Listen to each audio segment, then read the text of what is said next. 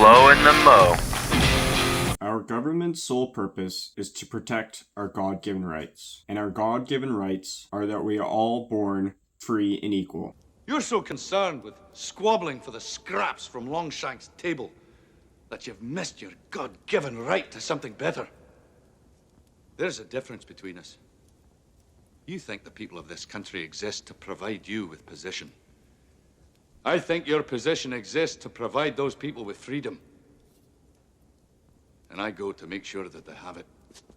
A government does not create rights, nor are human rights legislated or dictated by laws. They are not to be voted on, and certainly not to be suppressed. People are not inherently good. People cannot create their own morals. And as a government is made up of people, they are not inherently interested in what's best in the people that they govern. As I've said in my previous videos, our government has grown to great lengths, where it is invested in almost every asset of our everyday lives. And as a result, we, as individuals, have gotten smaller, and our rights and freedoms have dwindled. Our government doesn't care about its citizens. An example comes about that new legislation, which will be passed in March 2024, gives the government new authority to allow for medically assisted suicides for those with mental illness.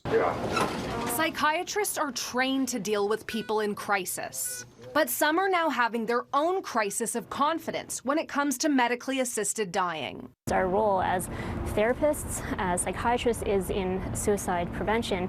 And so to ask us to then facilitate suicide is very dissonant. But medical experts across the country warn Canada's healthcare system is not ready. But we already know there's not really clear consensus on a definition of, for example, what it means for someone to have a mental illness that is incurable or irremediable. So we already know there's this risk of inconsistent application of MAID. Families of patients worry there are not enough protection. Tricia Nichols told a parliamentary committee that her brother Alan was suicidal when he checked into the Chilliwack Hospital July 16, 2019. 10 days later, he died with medical assistance. How can our government even be looking at expanding MAID laws? There are currently no laws protecting the vulnerable or their families from MAID. We understand that making sure we're respecting people's rights and their choices at the same time as we protect the most vulnerable.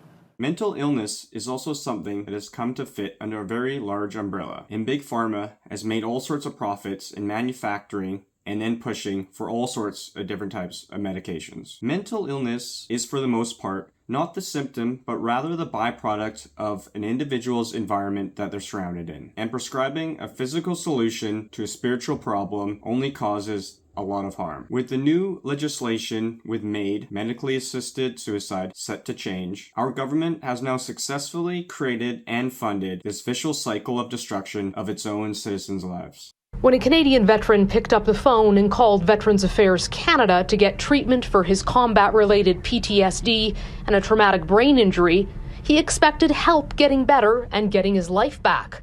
Instead, he got an unexpected and unwanted offer to help him end it through medically assisted death. Multiple sources have told Global News the veteran was shocked. The agent on the other end of the phone raised MAID as an alternative to treatment out of the blue. Toby Miller is a former Special Operations supporter, seriously injured in Afghanistan. He says the demoralizing effect of being offered death instead of treatment puts lives at risk with veterans who already feel they have lost their sense of purpose. And the cycle is as follows. Our government promotes the destruction of the family unit with various funding of social programs that incentivizes broken families. And studies show conclusively that children of broken families, single-parent families, are much worse off than those that grow up in two-parent households. And in so are more likely to be led to a life of crime, poverty, drug abuse, alcohol abuse, anger, and what is manifested as mental illness. And so turning to a life of drug abuse, these individuals are not only allowed to use and abuse these hard drugs because the government has made it legal, and once again at the taxpayer's expense, but they hand it out to them for free. These individuals then overdose and are resuscitated with naloxone kits and a medical staff whose resources could have been directed towards other serious illnesses or altercations. These individuals are also led to a life of crime, which they are allowed to commit at no recourse by law enforcement, and if taken to court are often released the same day because of our revolving door policies. And now finally, they can be diagnosed as mentally ill and offered medically assisted suicide, all at the hands of the government. Talk about a vicious cycle, and how far our society has fallen. It is not from the result of a belief in God, but rather a belief in government.